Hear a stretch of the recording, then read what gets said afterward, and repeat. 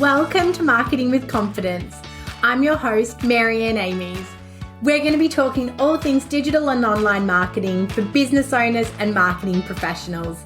If you've been feeling overwhelmed by your digital marketing, be sure to listen along and you'll hear tips, interviews and more that will give you the confidence to create marketing you love. Welcome back to another episode of Marketing with Confidence. Today, I want to talk to you about the emergence of marketing strategy. And it kind of comes from having some chats with some amazing marketers in the last couple of weeks and really coming back to the foundations of marketing. I think as digital marketing has evolved, we've kind of forgotten about the foundations. Or in some ways, for a little while there, we were kind of able to shortcut into the doing. So of building a beautiful Instagram profile or of having a really busy Facebook page and, using ads to bridge the gap and ads, especially if we kind of go through that COVID period, having really strong traction and being able to put up ad campaigns without a lot of integrated marketing thought and be able to convert fairly well. Whereas, as we roll here into the end of 2023, we have found ourselves in a really challenging year, or we've navigated a really challenging year. We've kind of come off the back of, COVID or post-COVID really heightened shopping habits. We had through COVID where people were, spending, shopping, doing lots of online activity to kind of fill the void of not being able to go out and do things. And then, we've come through into, firstly, from a consumer's perspective, fears of recession or actual recession for business owners. A lot of business owners have been facing a much harder year this year. And that could be from a decrease in their B2B or their B2C sales volume. And then layered on top of that, over the last couple of years, we've had lots of changes in privacy laws affect ads. We've had, the rise of video content and Reels and TikTok really affect organic social media results. So we've had all these different pressures and forces coming at us, which I think as marketers has made us take stock and almost come back to basics and say, where is the strategy gone? And I shared in an interview last week, talking to a client who wanted to get started on ads. So I had put a call out that they were launching new business and they wanted to get some ads started. And when I had a conversation with this client, it turned out that they had built a beautiful brand, exquisite branding. They had a really unique product for the market that I feel, I could really believe in and I could really see the market gap that they could meet. But they wanted to go straight to ads. So, they wanted to go straight to, let's set up a social media ad campaign and get some sales through the door. And I hear this so often. I had another client come in recently. We are now, are we 6 weeks to Christmas maybe? And she sort of said to me, we want to get, ad campaigns up and running. We're nearly finished building the website and we want to maximize Christmas sales. And ad campaigns can be a huge driver of success in your business, but without a strategy, they're just a tactic. And as much as any good ads manager can get a campaign up and running, to have a successful campaign, you need to have built a strategy even around that campaign that looks at who are we targeting? What is our objective? Where are we sending them? How are we tracking it? How will we know that we've succeeded? How are we optimizing? What are we testing? Honestly, the list of ad strategy in its own tactic goes on and on. But what I'm talking about today is a broader strategy. And I feel like in a really pleasing way, when I look through my social media, and obviously I get pushed a lot of content around social media marketing, digital marketing, how to improve Reels, how to improve engagement. I am seeing that conversation more and more come back to strategy. And it is a really important one. In earlier episodes on this podcast, I have broken down the steps of strategy and the elements of strategy. But, what I really wanted to jump on today and talk about, or I guess to reiterate, is the need for strategy. strategy is the roadmap. Strategy is the assessment of where we're at. It's also a really critical step in thinking about who we are marketing to. I think very often we get caught up in this belief, and maybe it's a story that's been perpetuated over the last 5 years, that, if you have a website and you run some ads, people will buy. And I can assure you that impulse click to buy has decreased in the last few years. And it has decreased not just because the consumer has changed, but it's also decreased because the way in which we can market and remarket and retarget has changed. But also, I feel more and more as, click to buy people have popped up. I've launched a product. I have a beautiful Shopify website. I have some graphics. I am ready to go with ads. We're not spending the time building a relationship with our customers, and we're not looking at that strategy of, what does this customer need? Yes, we know why we created this product or this service, but why would they want to buy it? And why would they buy ours over the options? And what are they looking for as a change in their life from purchasing this product? There's those foundational steps in strategy of getting to know your target market so clearly that it's almost like if you're at the checkout in Coles and they were standing behind you, you could turn around and say, hey, I know you. You're on my pin board as my ideal client. You overheard a conversation of two friends at a coffee shop and you'd go, yeah, he's my ideal client. The 3 things he just complained about, that's exactly what we solve. So that foundation of who we are most able to help becomes the framework of everything we do. I mean, there may be an instance where social ads isn't even right for you, or Google ads isn't right for you, or social media isn't right for you. I had an amazing chat with Amy Scott from Aim Up Digital around, social media isn't the only type of marketing. It's not the only type of digital marketing, and it may not be for every business. And again, it all comes back to strategy. We're really clear on who we're talking to and getting so deep on that and getting so deep onto what our product or service can do, the problems it can solve. If we then get really clear on our objectives, I mean, I know 9 times out of 10, we're all trying to sell more. And coming into Christmas, we want to maximize on that Christmas time of people gifting and people buying for themselves. Obviously, we need to look broader than Christmas as well, because, that's a flash in the pan. And although it's one of the, most heightened sales times of the year, it is just once a year. And we need to make sure that we have objectives that are going to sustain a business at all times of the year and plan a marketing calendar that responds to all the different seasons, if you like, that our ideal target goes through and our ideal client goes through. So, we want to get really clear on what our objectives are. And again, our objectives can't purely jump to sales if we haven't done the foundational steps. It's so critical that we consider our objectives of awareness and of consideration.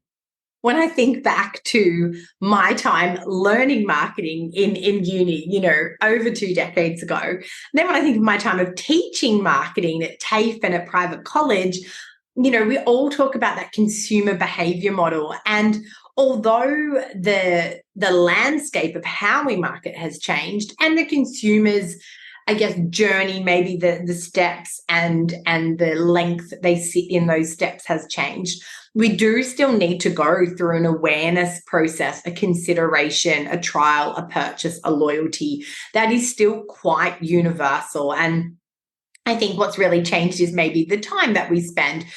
Sometimes awareness and consideration for a really impulse product with great integrated marketing can be really quick. I am very guilty of seeing an ad on social media, going to that landing page, reviewing it, going, yeah, this is something I want, and purchasing it from a brand I've never heard of before. So my awareness and consideration almost happens in one step.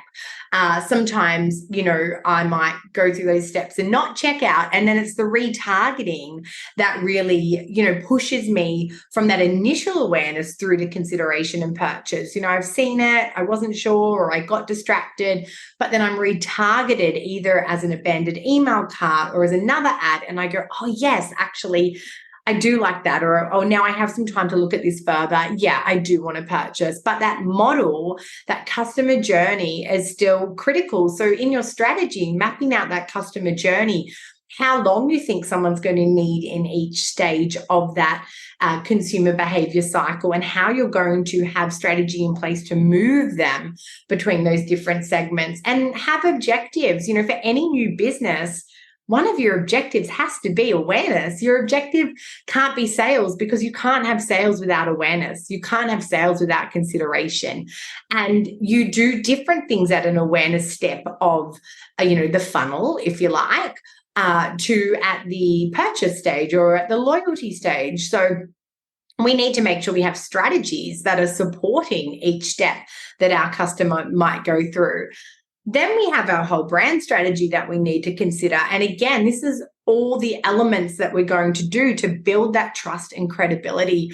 I mean, we bang on about trust and credibility, but if you relate any online transaction to an in-life transaction, when I walk down the street and I'm looking to buy a new pair of shoes, if someone popped out of the bathroom in Westfields and sort of showed me 3 pairs of really beautiful shoes and then was like, "You've never heard of me before, but buy these shoes. They're in your size. We'll ship them out to you. Just put your credit card here." I'd be like, whoa, no, thank you. Yes, these shoes are amazing, but this is all a little bit too confronting. And I feel like we feel online that with a beautiful Shopify site, or, let's be honest, a pretty average looking thrown together Shopify site and an ad, that we can all of a sudden sell without that step of trust and credibility. And there's different factors that are going to, I guess, influence that impulsivity of what you're selling.